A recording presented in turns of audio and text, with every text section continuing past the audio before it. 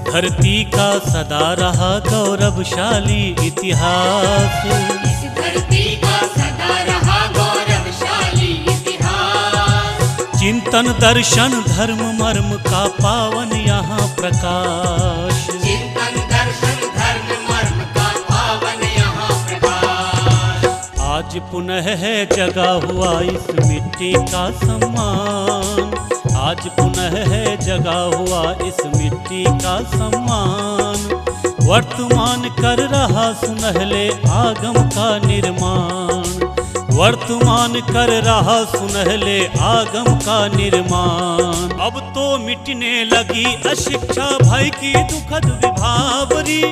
आओ हम सब रच दे मिलकर नव बिहार की डायरी। नमस्कार, बिहार वीडियो डायरी में आपका स्वागत है। आइए सबसे पहले देखते हैं बढ़ता बिहार।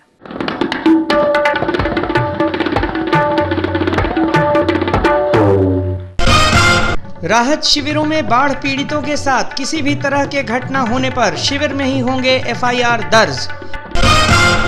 राज्य सरकार ने बाढ़ प्रभावित क्षेत्रों के व्यापारियों को चालू वित्तीय वर्ष के द्वितीय तिमाही का रिटर्न जमा करने के लिए दिया 30 दिनों का अतिरिक्त समय। राज्य सरकार ने सूबे के 30 स्मारकों एवं ऐतिहासिक स्थलों को सुरक्षित घोषित किया है। सरकार इन सभी स्थलों का विकास करेगी। गया में पितृपक्ष के मौके पर प्रशासन ने किए पुख्ता इंतजाम। लाखों की संख्या में आ रहे पर्यटकों के स्वागत करने के लिए गया प्रशासन पूरी तरह तैयार है। प्रधानमंत्री रोजगार योजना के तहत गत वर्ष बिहार में निर्धारित लक्ष्य के तहत 8,182 लाभार्थियों के बीच 9,546.19 लाख रुपए बैंकों द्वारा जिला उद्योग केंद्र के माध्यम से प्रदान किए गए। पटना, मुजफ्फरपुर और समस्तीपुर में फीडर ब्रिक मशीनों के जरिए तैयार चारा ईंटों की कोसी के बाढ़ प्रभावित क्षेत्रों में 1 सप्ताह के भीतर आपूर्ति सुनिश्चित की जाएगी। राज्य सरकार ने जिला उद्योग केंद्रों के सुदृढ़ीकरण के योजना के तहत इस वर्ष 15 जिला उद्योग केंद्रों के भवन निर्माण के लिए 6,45,32,000 रुपए की स्वीकृति दी।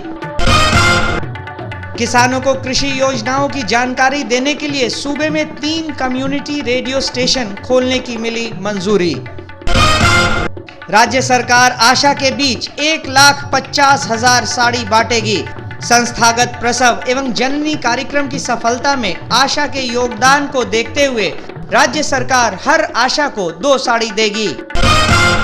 राज्य सरकार द्वारा कोसी पुनर्वास एवं पुनर्निर्माण प्राधिकार का ड्राफ्ट तैयार करा लिया गया है। राज्य के विकास आयुक्त गुजरात में भूकंप पुनर्वास और दक्षिण में सुनामी पुनर्वास योजना का अध्ययन करने जाएंगे। आइए प्रगति बिहार में हम आपको दिखाते हैं बिहार सरकार द्वारा किए जा रहे प्रगति की छवि।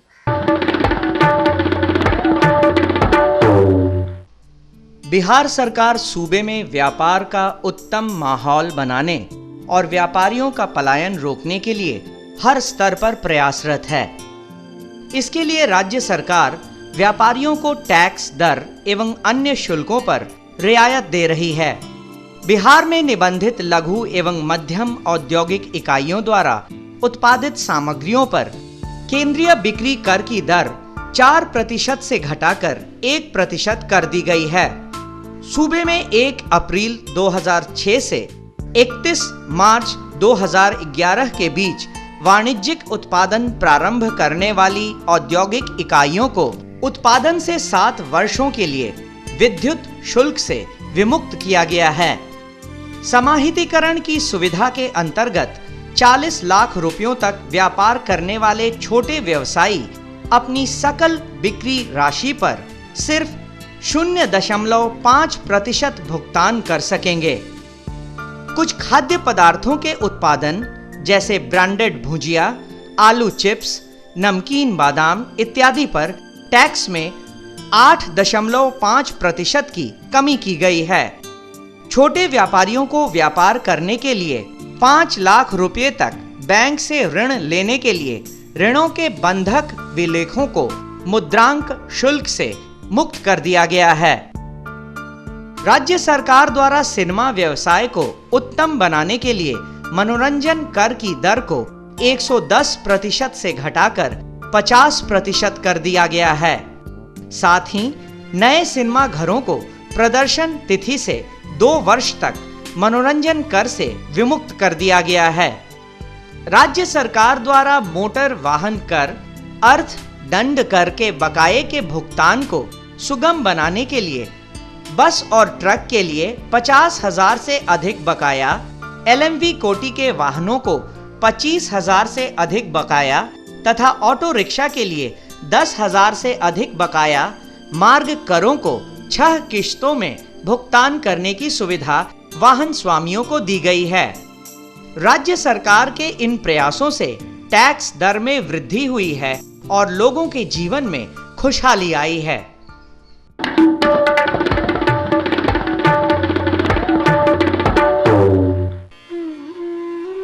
कोसी नदी के कारण आई बाढ़ से लोगों की जान एवं माल की भारी क्षति हुई है। बाढ़ग्रस्त क्षेत्रों के प्रभावित लोगों की सहायता के लिए आप सभी के सहयोग की आवश्यकता है। कृपया मुख्यमंत्री राहत कोष बिहार में उदारता पूर्वक दान दें।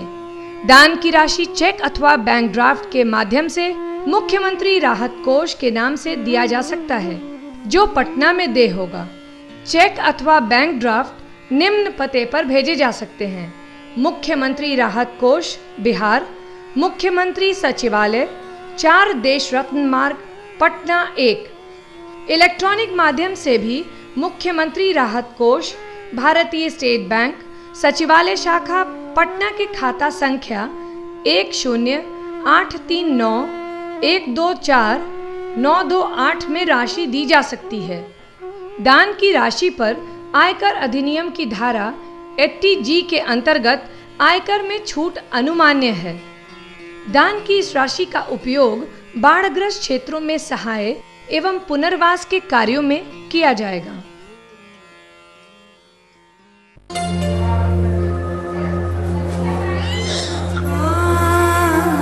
माँ, चुप बैठ।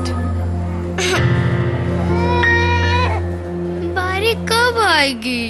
आती है बिटिया।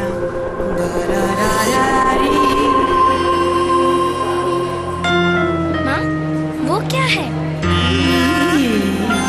अरे, पढ़ी लिखी तो तू है, पढ़ के तो बता जरा। लिखा है HIV एड्स दूषित खून और दूषित सुइयों से फैलता है। आगे तो पढ़। ध्यान रहे, खून जांचा हुआ हो और सुई नई हो या फिर 20 मिनट तक उबली हुई। जपना दीदी, डॉक्टर ने जी सुई तो नई है ना? बिल्कुल, तुम्हारे सामने ही तो खोल रही हूँ। समझो एड्स को, चुनो जिंदगी को। HIV फैलता है संक्रमित माँ बाप से बच्चे को गर्भावस्था, प्रसव या फिर स्तनपान के दौरान। पर समय से HIV टेस्ट, डॉक्टरी जांच और इलाज कराया जाए तो बच्चे को HIV से बचाया जा सकता है। मिट्ठू को इलाज ने बचा लिया। इसकी आंखों में बहू बेटे के अधूरे सपने मिलकर साकार करेंगे। समझो एड्स को, चुनो जिंदगी को।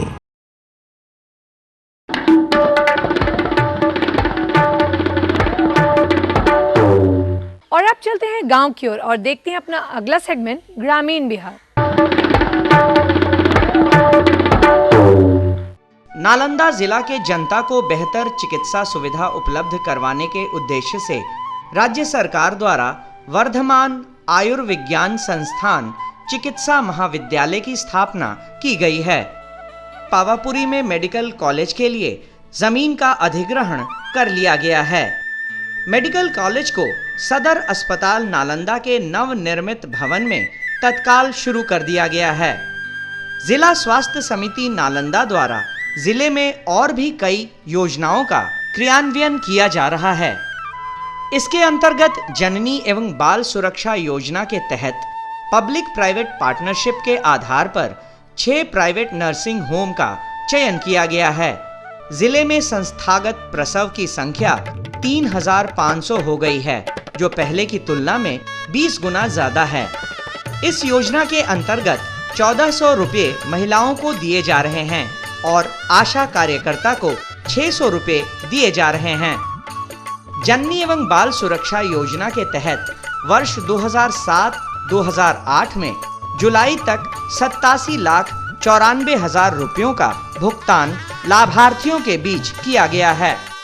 सदर अस्पताल एवं सभी प्राथमिक स्वास्थ्य केंद्रों में बांध्यकरण एवं उसके उपरांत क्षतिपूर्ति राशि का वितरण किया जा रहा है। महिला बांध्यकरण में 600 रुपये एवं पुरुष नसबंदी में 1100 रुपये प्रोत्साहन राशि दी जा रही है। वर्ष 2007-08 में जुलाई तक जिले में 40 लाख रुपयों का मुफ्त दवा वितरित किया गया है। प्रति माह जिला स्तर से लेकर प्राथमिक स्वास्थ्य केंद्र तक बाह्य कक्ष में औसतन 65,000 मरीजों को उपचारित किया जा रहा है। जिले के सभी प्राथमिक स्वास्थ्य केंद्रों पर एवं सदर अस्पताल में एम्बुलेंस की व्यवस्था, सभी प्राथमिक स्वास्थ्य केंद्रों पर जनरेटर द्वारा विद्युत की आपूर्ति, कम शुल्क पर एक्सरे एवं पैथोलॉजिकल जांच की व्यवस्था और संविदा के आधार पर 54 डॉक्टरों की नियुक्ति की गई है। सदर अस्पताल नालंदा में 95 लाख की लागत से सौंदर्यीकरण का कार्य किया जा रहा है। आइए हम आपकी मुलाकात करवाते हैं एक बिहारी प्रतिभा से अपने अगले सेगमेंट बिहार प्रतिभा में। युवा फिल्म निर्माता निर्देशक नितिन चंद्रा का जन्म बक्सर जिला के डुमरांव में हुआ। इन्होंने अपनी प्रारंभिक शिक्षा पटना के डॉन बॉस्को स्कूल से ली है। नितिन ने पुणे से फिल्म निर्माण में मास्टर डिग्री ली है। तनुजा चंद्रा और दिवाकर बैनर्जी जैसे बड़े निर्देशक के साथ नितिन ने काम किया है। इन्होंने कई सारी छोटी फिल्में भी निर्देशित की है। अपनी फिल्म प्रोडक्शन कंपनी का नाम चंपारण टॉकीज रखा है और हाल में ही ब्रिंग बैक बिहार के नाम से एक नए फिल्म का निर्माण किया है। आइए मिलते हैं नितिन चंद्रा से। पिताजी कॉन्ट्रैक्टर थे पहले, और फिल्म तो देखना जैसे हम एक फैमिली में होता है वैसे ही है।